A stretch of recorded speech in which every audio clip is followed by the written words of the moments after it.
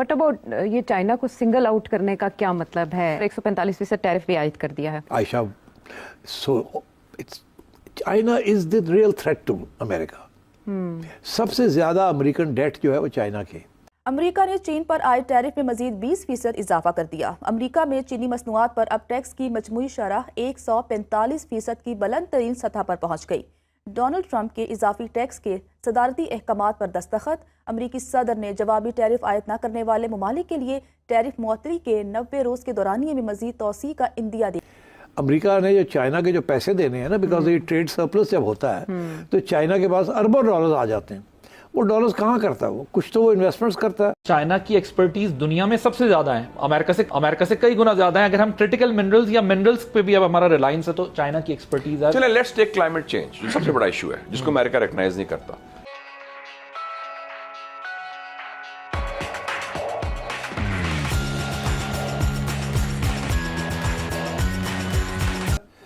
مگر زیادہ تر یہ امریکن ٹریجری بلز خریدتا ہے.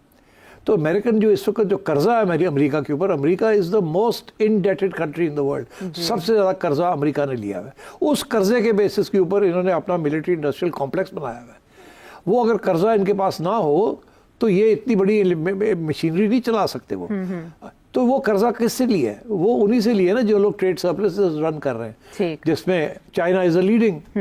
تو چائنا نے جو اب تو چائنا کا سپورٹ جب ختم ہوگا, فار ایگزامپل اگر چائنا کا ٹریڈ سرپلس کم ہوتا ہے تو پھر چائنا ول تھنک کہ اب ہم نے امریکن ٹریجری بلز میں امریکہ کو اور قرضے نہیں دینے ہم نے, کیونکہ وہ ٹریجری بل ہے انسٹرومنٹ آف ڈیٹ.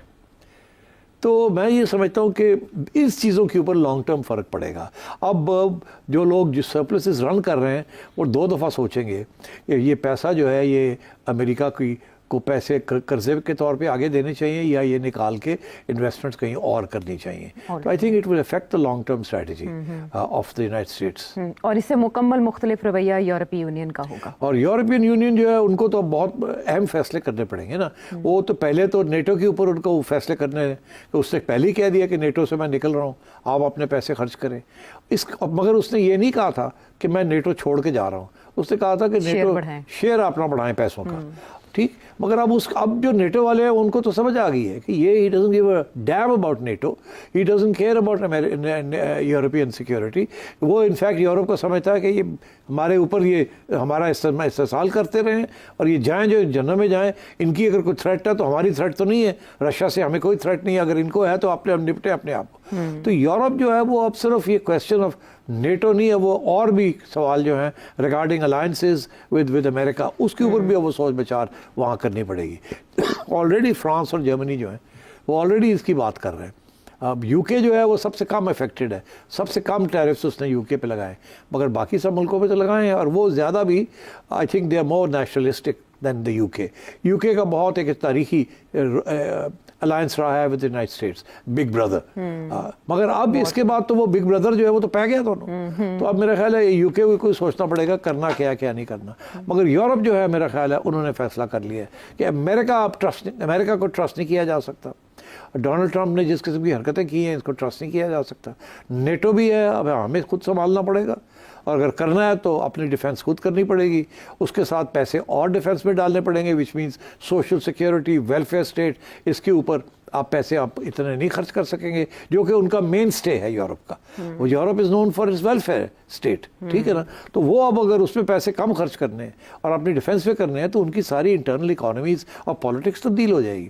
اس کے علاوہ اب یہ جو ٹریڈ وار جو شروع ہو رہی ہے اس کے اوپر بھی the Europeans will have to diversify their trading blocks. کچھ لوگوں کا یہ کہنا ہے کہ اب نئے ٹریڈنگ بلاکس بننے شروع ہو جائیں گے, کیونکہ چائنا, رشیا جو ہے اینڈ برکس, یہ آلریڈی ایک تھریٹ پہ پوز کر رہے تھے to the American led alliances. تو اگر ایسے ہی ہے تو اب میرا خیال ہے گوئنگ فارورڈ لانگ ٹرم اگر آپ دیکھیں گے تو مجھے ایسے لگتا ہے کہ شارٹ ٹرم میں تو ڈونلڈ ٹرمپ شاید کامیاب ہو جائے getting a good deal out of some countries and maybe all countries or maybe most countries. But long term میں I think this is یہ isolationist قسم کا message ہے. America will be the loser, especially in strategic terms.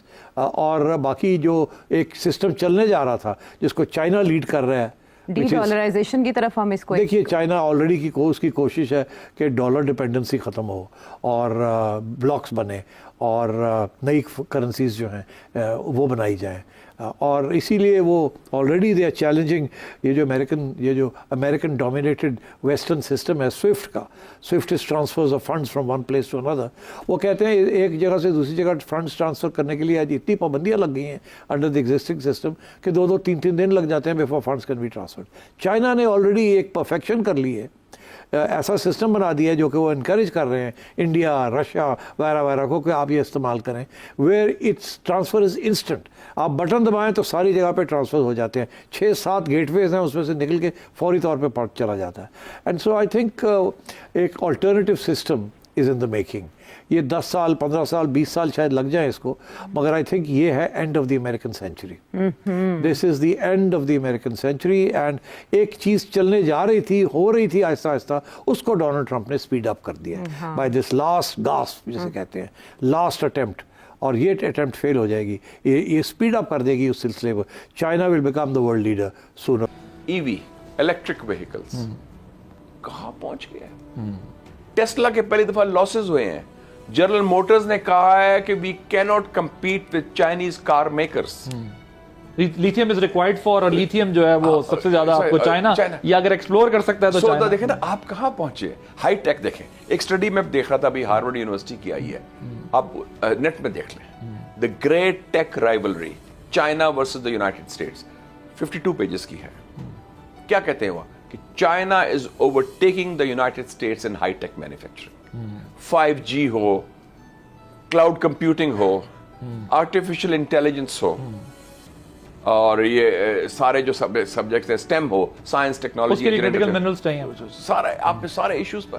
تو China, اور آپ نے پچھلے دنوں دیکھا ہوگا, آپ لندن کہتے ہیں بات, لندن سے چھپتا ہے دا اکانومسٹ, ان کی کور سٹوری تھی few months ago, China the scientific super power, کہ the old science order dominated by US, Japan and Europe is coming to an end, اور China is forging it. تو چائنا کی بہت بڑی تبدیلی آئی ہے, ہمیں سمجھ ہی نہیں پاکستان میں, ہمارا سوچ پھر بھی ہے. تو امریکن ڈیسپریشن اسی وجہ سے, یس, اب ان کو ہوش آ رہی ہے یار, ہم تو لڑتے رہے جنگیں 9/11 کے بعد, $6.5 کھرب ضائع کیے, $6.5 trillion America squandered in the so-called war on terror, جس میں $2.2 trillion افغانستان میں تھے 20 سالوں میں. ہر روز انہوں نے $100 million a day ضائع کیا, پھینکا افغانستان میں, اور زیرو رزلٹ. جن کو نکالا تھا ان کو انسٹال کیا واپس افغان طالبان. میں ذرا لے مین کی ٹرم میں بالکل ایک عام فہم انسان کے طور پر اگر سمجھانے کی کوشش کروں, میں عید پر ایک پروگرام کر رہا تھا تو میں نے ایک ڈاکٹر کو بلایا ہوا تھا, وہ اسٹیٹکس کے اسپیشلسٹ تھے.